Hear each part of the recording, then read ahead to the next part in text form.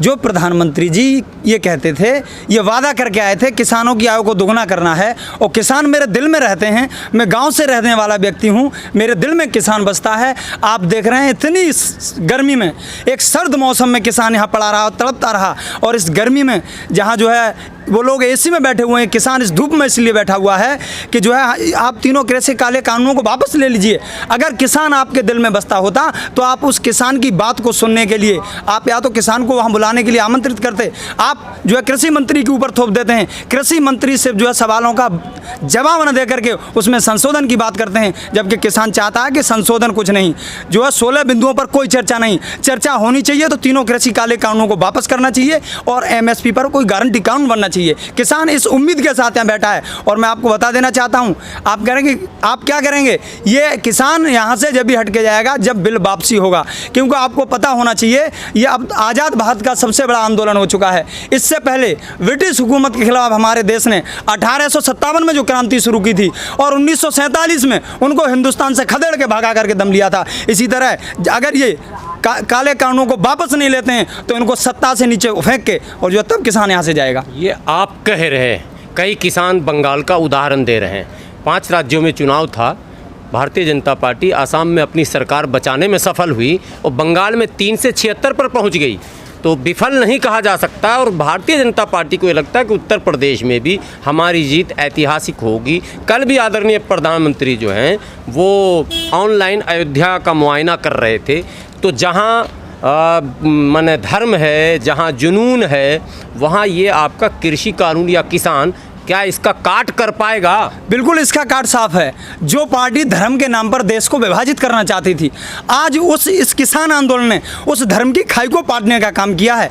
इस आंदोलन में हर जाति, हर धर्म, हर वर्ग के लोग हिस्सा ले रहे हैं। भारतीय जनता पार्टी सिर्फ धर्म के नाम पर लोगों को बांटना चाहती थी। और आप बात पश्चिम बंगाल चुनाव की कर रहे हैं, इनको ये लग रहा था कि पश्चिम बंगाल चुनाव में भी भाजपा की ऐतिहासिक जीत होगी, लेकिन ऐसा नहीं हुआ, क्योंकि जो किसान की आह थी, जो किसान सर्द मौसम में यहाँ बैठा रहा, उसकी आह इनको लगी है। मजलूमों के दिल का हर नाला तासीर में डूबा होता है, मजलूमों के दिल का हर नाला तासीर में डूबा होता है, और जालिम को खबर कर दे कोई कि अंजामे सितम क्या होता है। और जब जुल्म गुजरता है हद से तो कुदरत को जलाल आ जाता है, फिरौन का साया उठता है, पैदा कोई मूसा होता है।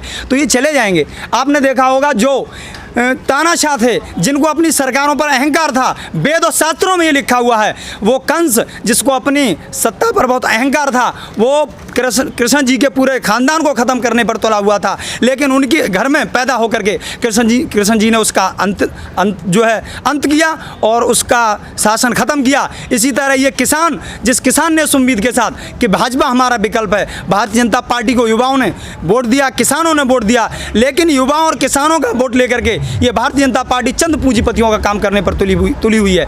इस तरह से ये सरकार नहीं चलने वाली है। आप टीवी देखते हैं या नहीं देखते हैं, न्यूज़ चैनल?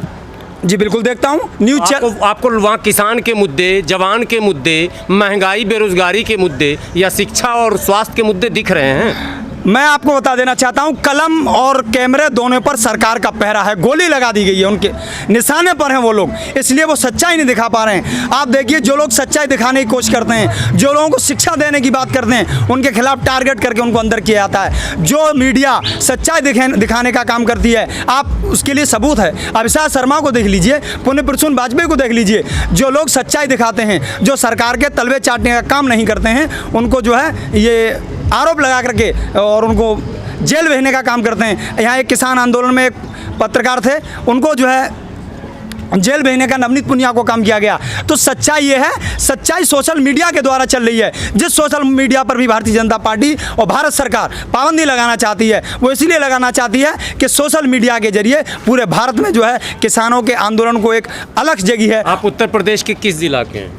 मेरा जिला कासगंज पड़ता है, एटा कासगंज, जो अलीगढ़ के पास पड़ता है। एटा से आप हैं। 2022 में पढ़ाई लिखाई दवाई कृषि मुद्दा होगा या हिंदू मुसलमान, हिंदुस्तान पाकिस्तान कब्रिस्तान, तो क्या क्या तान, जितना भी तान सकते हैं, मुद्दा क्या होगा? कोई मुद्दा, ये मुद्दा नहीं चलने वाला है। देश की जनता समझ चुकी है। जो प्रधानमंत्री जी ये कहते थे कि जो है उत्तर प्रदेश में जाकर के कि आप देख लीजिए पिछली सरकार ने कब्रिस्तान की बाउंड्री कराई है, शमशान को नहीं देखा है। शमशान के नाम पर 4 साल सरकार चली, योगी जी की सरकार 4 साल चली। आपने देखा होगा कितने शमशानों की बाउंड्रियां की गई, लोगों को धर्म के नाम पर बांटने का काम किया गया। वो लोग समझ चुके हैं इस राज्य के अंदर उत्तर प्रदेश सरकार के शासन में 3-3 हज़ार लाशें गंगा किनारे फेंक दी जाती हों, उनको कौवे कुत्ते नोच के खाते हों, उनको हिंदू रीति रिवाज के जो है अंतिम संस्कार नहीं किया जाता हो, वहाँ कहाँ धर्म है?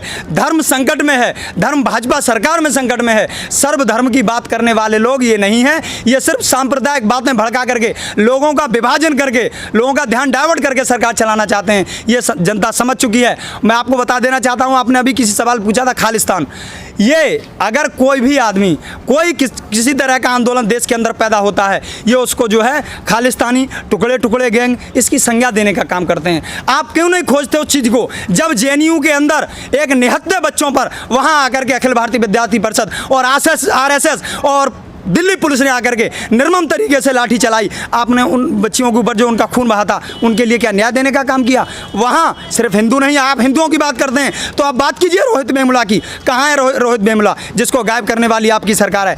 आप सिर्फ धर्म का नाम जो है धर्म का धंधा करते हैं, जाति का नाम लेकर लोगों का विभाजन करके उनका ध्यान डाइवर्ट करके सरकार चलाना चाहते थे। अब ऐसा नहीं होने वाला है। पंचायत चुनाव में आपने देखा होगा कि भारतीय जनता पार्टी को मुँह की खानी पड़ी। आप कह रहे हैं आपका कुर्ता बतारा का आप सपाई हैं, ये देखिए मैं नहीं कह रहा हूँ, व्यूवर कह सकते हैं। क्या युवा उत्तर प्रदेश का रोजी रोटी, पढ़ाई लिखाई, किसान और बिजली इस मुद्दे पर गोलबंद होना चाहता है? ऐसा मिजाज है, कुछ बता सकते हैं आप? आपने उत्तर प्रदेश में, मैं आपको वही बता रहा हूँ, जिला पंचायत चुनाव जो है इसका सेमीफाइनल था।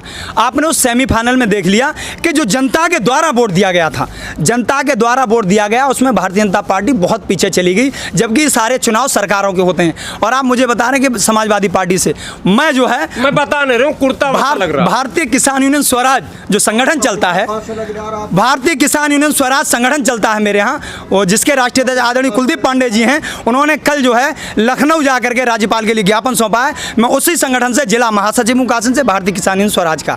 और जो है राजनीतिक पार्टी की बात ये रही कि राजनीतिक पार्टियां देश को चलाने का काम करती हैं, देश को आगे बढ़ाने का काम करती हैं। मैंने कई बार और लोगों को बताया है, कई चैनलों पर बोला है, election is the not fought for next election, election is the fought for next generation. Election लड़े जाते हैं, लेकिन वो आने वाले इलेक्शन के लिए आने वाली जनरेशन को, आप आने वाली जनरेशन को क्या देना चाहते हैं? आप उनके हाथों में पत्थर पकड़ा देना चाहते हैं? आप उनके हाथ में बेरोजगारी वाला कटोरा देना चाहते हैं? आप 2 करोड़ का नौकरी का वादा करके, आप हिंदुस्तान में 45 साल का सबसे ज़्यादा बेरोजगारी गिरी है, आप क्या दिखाना चाहते हैं? ये जनता जाग चुकी है और आने वाले समय में इनकी हालात बहुत बुरे होने वाले हैं, और ये योगी जी को भी पता चल गया है। काला धन आया ना, काला धन न काला धन आया है, न 2 करोड़ लोगों को रोजगार मिला है, न 14 लाख रुपए मिले हैं। प्रधानमंत्री जी कहते थे कि काला धन विदेश से आएगा, लेकिन उनकी नाक के नीचे से हिंदुस्तान का सफ़ेद धन लेकर के विजय माल्या, ललित मोदी, नीरव मोदी ऐसे लोग फरार हो जाते हैं। इसमें सरकार का षड्यंत्र है, सरकार का प्रोडक्शन मिला हुआ है उनको। वरना आप बताइए कहाँ थी जांच समितियाँ? उनके सामने से ये लोग, उनका इंटेलिजेंस एजेंसियाँ कहाँ बैठी हुई थी जब इनका वीज़ा जारी कर दिया गया विदेश मंत्रालय जाने का? आप क्यों पकड़ के नहीं ला सकते? आप सिर्फ संसद में बैठ कर के कहते हैं कि हमारी विदेश नीति मजबूत है। अगर आपकी विदेश नीति मजबूत होती तो आप लंदन से विजय माल्या का कॉलर पकड़ के ला सकते थे, लेकिन आप जो है विदेश नीति आपकी मजबूत नहीं है। आपको लोग समझ चुके हैं, आप सिर्फ जुमलेबाजी करते हैं, और देश जुमलेबाजी से नहीं चलता है। हुस्नो इसका संगम देर तक नहीं रहता, हुस्नो इश्क का संगम देर तक नहीं रहता, और कोई भी हंसी मौसम देर तक नहीं रहता। और क्यों गुरूर करते हो सत्ता पे बैठकर तुम? ये ऊंचाइयों का परचम ज़्यादा देर तक नहीं रहता। अंतिम सवाल, बंगाल का जिक्र बार बार किसान कर रहे हैं, लेकिन बंगाल चुनाव में टिकैत साहब भी गए, किसान के कई नेता गए, मुद्दा जो है वो कृषि नहीं बन पाया। पूरे चुनाव में मुद्दा हिंदू मुसलमान ही रहा, पाकिस्तान और बांग्लादेश ही रहा, घुसपैठिया ही रहा। क्या उत्तर प्रदेश में आपकी तमाम कोशिशों, यानी किसान की तमाम कोशिशों के बाद मुद्दा कृषि बन पाएगा? पश्चिम बंगाल से हमारे जो उत्तर प्रदेश की व्यवस्था है वो काफ़ी ज़्यादा अच्छी है। यहाँ के लोग काफ़ी ज़्यादा समझदार हैं, मैं ये भी बता देना चाहता हूँ। यहाँ ये मुद्दा किसी कीमत पर नहीं चलेगा। मैं हर बार कह रहा हूँ, यहाँ आप देख लीजिए, घुसपैठिया नहीं चलेगा मुद्दा। घुसपैठिया कहाँ घुसपैठिया? अगर घुसपैठिया तो आप क्यों आने देते हैं?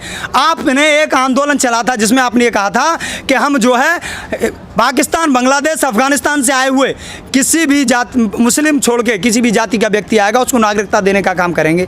लेकिन आपने क्या किया? आपने पाकिस्तान के गायक उसको पद्म श्री का पुरस्कार जो कि मुसलमान है देने का काम किया।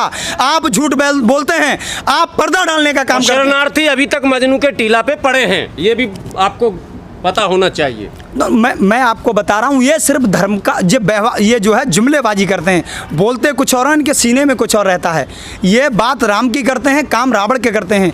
रामचंद्र जी ने तो अपनी सत्ता का जो जनता की सुनने के लिए सीता जी को वनवास कर दिया था। लेकिन ये किसान जो मोदी जी को जिन्होंने वोट दिया, उंगली दबाई मशीन की और उससे जाकर के वो कुर्सी पर बैठे, उस किसान की आवाज़ को नहीं सुन रहे। आप सत्ता के नशे में एंकर मिलाकर आने वाले चुनाव में मुद्दा केंद्र में रोजी रोटी, पढ़ाई लिखाई, कृषि रहेगा या नहीं रहेगा?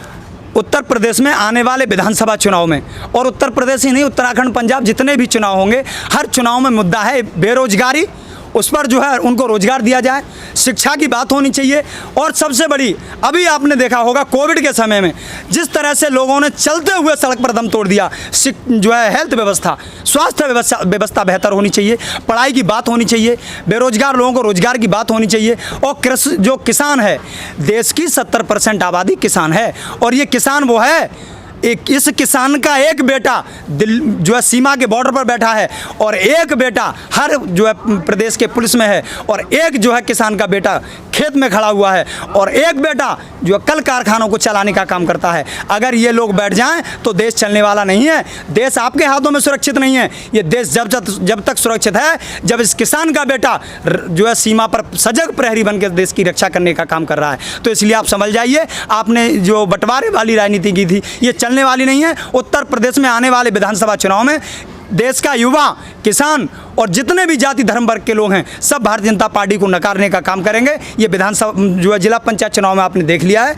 और आने वाले समय में भारतीय जनता पार्टी जो है बिल्कुल ख़त्म होने जा रही है।